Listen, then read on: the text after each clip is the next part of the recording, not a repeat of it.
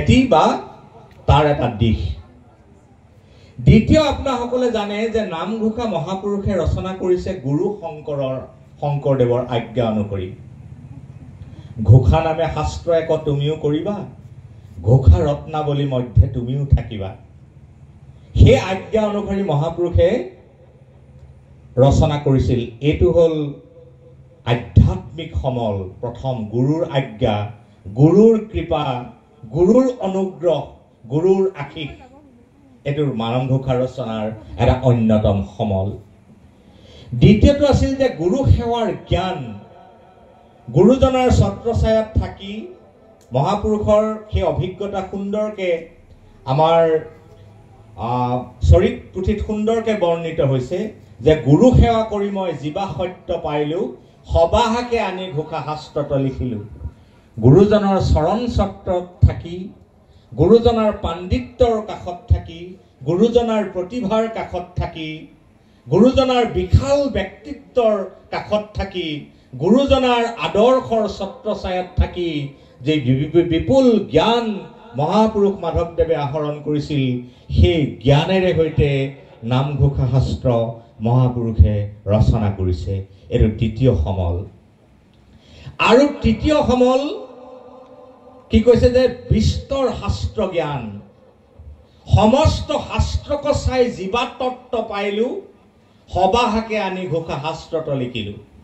বিপুল শাস্ত্ৰ, ভাৰতবৰ্ষৰ ভক্তিবাদৰ শাস্ত্ৰ, ভাৰতবৰ্ষৰ পূৰ্বৰ বৈষ্ণৱ মাৰ্গৰ শাস্ত্ৰ, আমাৰ হিন্দু সনাতন সভ্যতাত আমাৰ আধাৰস্বৰূপ যিবোৰ শাস্ত্ৰ আছে, সমস্ত শাস্ত্ৰ মন্থন কৰি মহাপুৰুষে যি জ্ঞান লাভ কৰিছিল, পৰম তত্ত্ব জ্ঞান, সত্য জ্ঞান, ধৰ্ম জ্ঞান, বিষয় জ্ঞান মহাপুৰুষে পাইছিল, সেই জ্ঞানেৰে সৈতে নামঘোষা শাস্ত্ৰ মাধৱদেৱে ৰচনা কৰিছিল।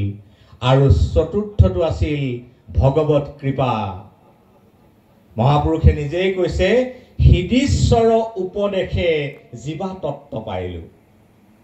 হৃদয়ত থকা ঈশ্বৰে মোক যি তত্ত্ব জ্ঞান ভিতৰৰ পৰা প্ৰদান কৰিলে, ভিতৰৰ পৰা হৃদয়ৰ ঈশ্বৰে যি মোক পৰমাৰ্থ জ্ঞান দিলে, সেই পৰম জ্ঞানেৰে সৈতে মই এই শাস্ত্ৰ ৰচনা কৰিছো। ৩ নম্বৰ, এই শাস্ত্ৰখনৰ এটা ডাঙৰ বাহাদুৰি। পৃথিৱীৰ কাৰো লগত তুলনা নহয় এইখন শাস্ত্ৰ এই ৩টা বিশেষ কথাত। কাৰণ মাধৱদেৱৰ বিৰল প্ৰতিভা নামঘোষাই প্ৰমাণ কৰিছে। মাধৱদেৱৰ অসামান্য আৰু পৰ্বতোপম পাণ্ডিত্য নামঘোষাই প্ৰমাণ কৰিছে। আৰু মাধৱদেৱৰ অনতিক্ৰম্য সৃষ্টিশীলতা নামঘোষা শাস্ত্ৰই বহন কৰি আছে। মাধৱদেৱ কিমান ওখ খাপৰ পণ্ডিত তাৰ প্ৰমাণ নামঘোষা। মাধৱদেৱৰ প্ৰতিভা কিমান উচ্চ খাপৰ প্ৰমাণ নামঘোষা। মাধৱদেৱৰ ভিতৰত কেনে ধৰণৰ অতুলনীয় অসামান্য সৃষ্টিশীল মন আৰু দৃষ্টি আছিল তাৰ প্ৰমাণ নামঘোষা। তেনে এখন শাস্ত্ৰ আমাৰ জাতিৰ সম্পদ, আমাৰ প্ৰাৰ্থনা পুথি, কিমান গৌৰৱৰ কথা। আজি সেইখন শাস্ত্ৰক কেন্দ্ৰ কৰি আমি ইয়াত গোট খাইছো। আজি কেৱল নামঘোষাৰ বাবে আমি গোট খাইছো। সেইকাৰণে কৈ গৈছিল, চৰিত পুথিত বৰ্ণিত আছে, হেন জানি কেহুজনে ঘোষাক নেৰিব, ঘোষাক নেৰিবলৈ কৈছে। ইয়াত এটা বেজবৰুৱাৰ বৰ ভাল লগা কথা, তাৰমানে এই কথাটো মই ইয়ালৈকে লৈ আহিছো, আপোনালোকে চাওকচোন। বেজবৰুৱাই কি বুলি কৈছে যে মোক মানুহে গণ্ডক মৰা বুলিব পাৰে। এই ছটো আমাৰ ছকেইটা লাগিছে যে, এইটো আমাৰ ফ্ৰণ্ট মিছ হৈ লাগিছে। বোলক, তাত মোৰ দুখ নাই, কিন্তু মোৰ মুখত কোনেও সোপা দিব নোৱাৰে। মই গল মেলি কওঁ যে ভাৰততহে নালাগে, পৃথিৱীৰ কোনো সুসভ্য দেশত এনে এখন শাস্ত্ৰ আজিও ওলোৱা নাই, যাক আমাৰ এই ঘোষা শাস্ত্ৰখনৰ সৈতে একে শাৰীতে ঠগিত থব পাৰি। একেখন ঠগিত থব পৰা শাস্ত্ৰ বেজবৰুৱাৰ ভাষাত ভাৰততে নালাগে, পৃথিৱীতে নামঘোষাৰ বাহিৰে বেলেগ শাস্ত্ৰ ওলোৱা নাই, যিখন নামঘোষাৰ লগত আমি একেটা ঠগিত থব পাৰোঁ। এতিয়া আমি অকণমান ভিতৰৰ ফালে সোমাই যাওঁ। এটা নামঘোষাখনত আচলতে আছে কি? নামঘোষাখনত আছে মাধৱদেৱৰ সমস্ত জীৱনৰ সাধনা। মই এটা আলোচনাত কৈছিলোঁ যে মাধৱদেৱৰ আচল জীৱনীখন হ'ল নামঘোষাখন। মাধৱদেৱৰ আচল জীৱনী নামঘোষা। আমাৰ বাকী যিবোৰ জীৱনী আছে সেই জীৱনীতকৈ প্ৰকৃত জীৱনীখন মাধৱদেৱৰ নামঘোষাখনে। মাধৱদেৱৰ সমস্ত সাধনাখিনি তাৰ মাজত অন্তৰ্নিহিত হৈ আছে। বল আৰু পৰাক্ৰম যিমানলৈকে পাৰিছে, শব্দই যিমানলৈকে আতিছে, কল্পনাই যিমানলৈকে আতিছে, দৃষ্টিয়ে যিমানলৈকে আতিছে, ভাষাই যিমানলৈকে আতিছে, সিমানলৈকে গৈ মাধৱদেৱে নামঘোষা শাস্ত্ৰ ৰচনা কৰিছে। আপুনি ক'ব নোৱাৰে যে তাতোতকৈ গৈ কোনোবাই আৰু ক'ব পাৰিব। হে কৃষ্ণ ভগৱন্ত ইটো সংসাৰত যত আছে পাপী তাৰময় সীমা, তাত সীমাৰ ক্ষিপাৰে আপুনি কি ক'ব? মূৰ সম পাপী লোক নাহিকেই তিনি লোক, আপুনি তাতকৈ গৈ আৰু কি ক'ব? যিমানলৈকে ভাষাই আতে, কল্পনাই আতে, দৃষ্টিয়ে আতে, বিচাৰে আতে, দৰ্শনেৰে আতে, সিমানখিনিলৈকে গৈ আৰু আনে তাতোতকৈ যাব নোৱাৰাকৈ গৈ মাধৱদেৱে ঘোষাশাস্ত্ৰ ৰচনা কৰিছে। ৩ নম্বৰটো অভিজ্ঞতা। মই এটা কথা ক'ব খুজিছোঁ, যদিও কোৱা হয় যে ঘোষাশাস্ত্ৰখন গুৰুজনাই বৈকুণ্ঠ প্ৰয়াণৰ প্ৰাকখনত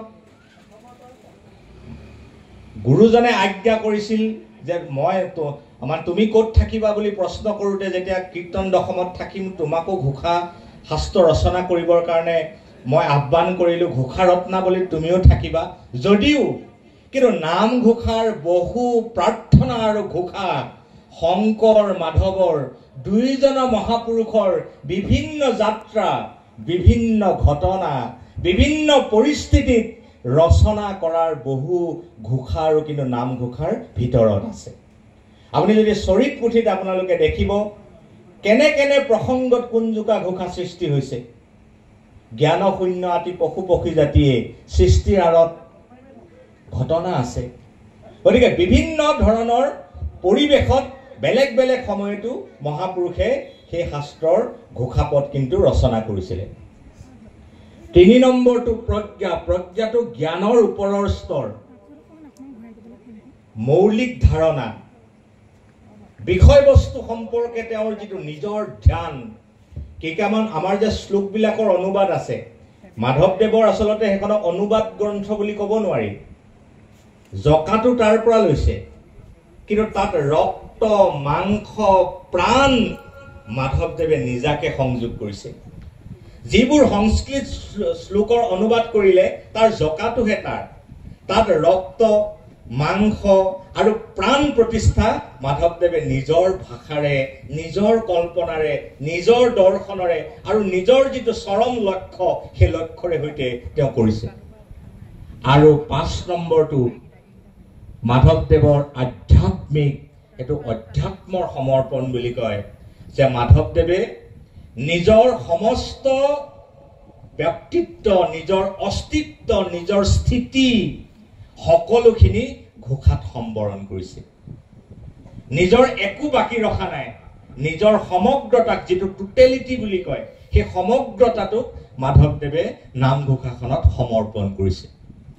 এইকেইটা হ'ল ঘোষাৰ মাজত মাধৱদেৱৰ জীৱনৰ, সাধনাৰ, ব্যক্তিত্বৰ আৰু দৰ্শনৰ অনন্য দিশ এইকেইটা উপস্থাপন হৈছে। এতিয়া আমি ভালকে যদি চাওঁ, মাধৱদেৱৰ যিটো বিলক্ষণ প্ৰতিভা, মাধৱদেৱৰ প্ৰতিভা অতুলনীয়। আমাৰ মাধৱদেৱৰ আৱিৰ্ভাৱ মহোৎসৱ এই সমাগত, আৰু আজি এক প্ৰকাৰে আৱিৰ্ভাৱ মহোৎসৱৰ এইটো কি বুলি ক'ব পাৰি, এটা প্ৰস্তুতি বা এটা উদ্বোধনী অনুষ্ঠানৰ দৰে হৈছে। আৰু মাধৱদেৱৰ প্ৰতিভা, মাধৱদেৱ কিমান অনন্য আছিল ভাবিব নোৱাৰি। আপোনালোকে চাওকচোন, গুৰুজনে কৈছে বহাৰপো তোমাক পাই মই সম্পূৰ্ণ হলো, আগে তোমাক পোৱা হলে গৃহী নহলো হলে। কিমান প্ৰভাৱ, সিমান উচ্চ, কিমান মহৎ মাধৱদেৱ আছিল। মাধৱদেৱৰ প্ৰতিভাৰ 4টা বিশেষ দিশ নামঘোষাখনত প্ৰতিফলিত হৈছে। আপুনি যদি তত্ত্বজ্ঞ মাধৱক বিচাৰে, নামঘোষাৰ মাজতে তত্ত্বজ্ঞ মাধৱদেৱৰ যিটো তত্ত্ববেত্তা, বিশাল তত্ত্ব জ্ঞান মাধৱদেৱৰ, তেওঁৰ যিটো তত্ত্বান্বেষী দৃষ্টিজিত, তেওঁৰ যিটো তত্ত্বানুসন্ধানী, তেওঁৰ যিটো বিলক্ষণ যিটো তেওঁৰ মনীষা, সেই মনীষা আপুনি নামঘোষাৰ পাতে পাতে বিচাৰি পাব। দ্বিতীয়তে ৰসজ্ঞ মাধৱদেৱৰ নামঘোষাৰ আটাইতকৈ ডাঙৰ বাহাদুৰি, ৰসজ্ঞ মাধৱৰ ৰসবোধৰ এটা একদম খৰস্ৰোতা ধাৰা নামঘোষাৰ মাজেৰে বৈছে। আৰম্ভ ৰসত, সৰ্বোচ্চ শীৰ্ষবিন্দু ৰসত, পৰিসমাপ্তি ৰসত। এইটো মাধৱদেৱৰ ৰচনাৰো এটা ডাঙৰ বাহাদুৰি। ৰস গতিকে ৰসজ্ঞ মাধৱ পিছত আমি অলপ আলোচনা কৰিম বিষয়ৰ, যেতিয়া আৰু অকণমান ভিতৰলৈ আমি গৈ আছো। আমি কি কথা পাতিছো? জীৱন শাস্ত্ৰ। আমাৰ সমগ্ৰ জীৱনক আপোনাৰ মোৰ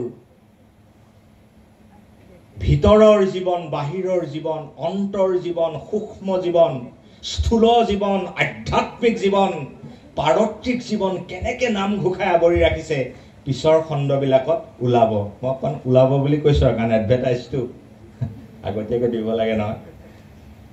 ৰসজ্ঞ মাধৱক আপুনি নামঘোষাৰ মাজত পাব।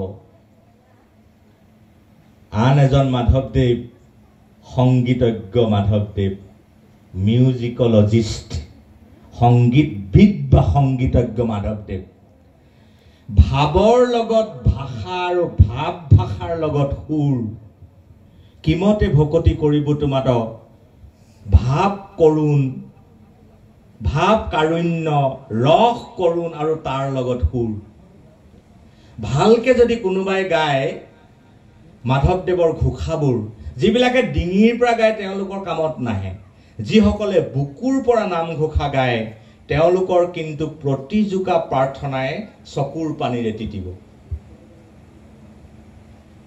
এটা কথা মই স্মৰণ কৰিছো, মোৰ বৰ ভাল লাগে সেই কথাটো। ইলাৰাম দাসে এটা প্ৰসংগত এই কথাটো কৈছিল যে সেইটোৱে আটাইতকৈ সফল প্ৰাৰ্থনা, যিটো প্ৰাৰ্থনা কৰোতাজনৰ অশ্ৰুৰে সৈতে তিতি যায়। আৰু ভালকে যদি আপুনি ভিতৰৰ পৰা গায় তেতিয়াহ'লে আপুনি আৰু বেছি গাব নোৱাৰে, চকুৰ পানীৰে আপোনাৰ সেই প্ৰাৰ্থনা তিতি যাব। সংগীতজ্ঞ মাধৱদেৱ ছন্দ অনুসৰি কিমান ধুনীয়া ধুনীয়াকে সুৰেৰে প্ৰাৰ্থনাবোৰ বান্ধিছে। দুলৰীৰ সুৰ আছে। কিন্তু এতিয়া এটা কথা মই কিন্তু প্ৰসংগক্ৰমে কওঁ, আমাৰ বহু মানুহে নামঘোষাৰ সেই ছন্দৰ সুৰক অস্বীকাৰ কৰি নিজৰ নিজৰ সুৰেৰে কিন্তু প্ৰাৰ্থনা গাবলৈ আৰম্ভ কৰিছে। এইটো কিন্তু আমাৰ সংস্কৃতি, আমাৰ আদৰ্শ, আমাৰ সংগীত আৰু মাধৱদেৱ মহাপুৰুষৰ প্ৰতিও চূড়ান্ত অপমান। কোনোবাই মই ঝুমুৰৰ সুৰতো প্ৰাৰ্থনা গোৱা দেখিছোঁ, বিহুৰ সুৰত প্ৰাৰ্থনা গোৱা দেখিছোঁ। বেলেগ বহুত গান আছে নহয় বিহু গাবলৈ, ঝুমুৰ গাবলৈ ঝুমুৰৰ এটা নিজৰ তাৰ বিষয় ভাৱ সুৰ আছে। নামঘোষা কিয়? দুলৰী ছন্দৰ এটা নিজা সুৰ আছে। মই দুৰাচাৰ কেৱলে তোমাৰ দুলৰী, তুমি চিত্ত বৃত্তি মোৰ ছবি। এটা এটা নিজৰ তাৰ ৰূপ আছে প্ৰতিটো বস্তুৰে। লেচাৰীৰ তাৰ এটা নিজৰ ৰূপ আছে। এটা কথা ঠিক, আমাৰ মহাপুৰুষীয়া পৰম্পৰা ভেদে 3টা থোল, বৰপেটা, বৰদোৱা, কমলাবাৰী, আৰু আজিকালি আমিও এটা থোলৰ দাবী কৰোঁ। শ্ৰীমন্ত শংকৰদেৱ সংঘও এটা প্ৰসিদ্ধ থোল। কাৰণ 40-50 লাখ মানুহে এটা পদ্ধতিত নাম গায়, এটা পদ্ধতিত প্ৰাৰ্থনা গায়, এটা পদ্ধতিত বৰগীত গায়, এটা পদ্ধতিত গায়ন বায়ন কৰে। এইটো থোল নহ'ব নেকি? এইটো এটা বিশিষ্ট স্কুল। আৰু এইটো এনেই কোনোবাই সাজি বনাই লোৱা নাই, এইটো এটা শাস্ত্ৰীয়তাৰ ভেটিত, পৰম্পৰাৰ ভেটিত নহয় এই বস্তু নিৰ্মাণ হৈছে। গতিকে এই প্ৰসংগটো মই এই কাৰণে ক'লো, আমি সেই ধৰণেৰে আমি কেতিয়াও গাব নালাগে। নিজা তাৰ যিটো সুৰ পৰম্পৰা সেই অনুসৰি আমি পৰিৱেশন কৰিব লাগে। আৰু পাছৰ যিটো আমাৰ দিশ যে মাধৱদেৱ যে এগৰাকী পৰিপূৰ্ণ শিল্পী, এজন শিল্পী নহ'লে ইমান ধুনীয়াকৈ সজাব নোৱাৰে। তাৰমানে ভাষা যেনেকুৱা লাগে চাব দেই, ভাষাৰ নিৰ্বাচন, শব্দৰ নিৰ্বাচন, ৰসৰ নিৰ্বাচন, সুৰৰ নিৰ্বাচন আৰু আবেগ, ভাৱ চাওক, ৰস চাওক, তাৰ কাৰণে নিৰ্বাচিত শব্দ চাওক নহয়, ভিতৰত থকা আবেগ চাওক, প্ৰতিটো বস্তু ইমান ধুনীয়াকৈ তাত মহাপুৰুষে আৰোপ কৰিছে। বোলে আবেগেও অতিক্ৰম কৰা নাই সীমা, ভাষাই সীমা অতিক্ৰম কৰা নাই, ৰসে সীমা অতিক্ৰম কৰা নাই, আটাইবোৰ বস্তুৰ মাজত এটা সন্তুলন ৰক্ষা কৰি ইমান ধুনীয়াকৈ নিৰ্মাণ কৰিছে প্ৰতিযোগা ঘোষা। কোনোবা যোগা অনুবাদ, সি অনুবাদ হৈ থকা নাই, সি এটা পুনৰ নিৰ্মাণ, পুনৰ সৃষ্টি, নতুন সৃষ্টিত ই পৰিণত হৈছে। এই হ'ল নামঘোষাত মাধৱদেৱৰ প্ৰতিভাৰ এটা বিশিষ্ট দিশ। এতিয়া আমি আহি গলো যে আজি যিটো কথা পাতিবৰ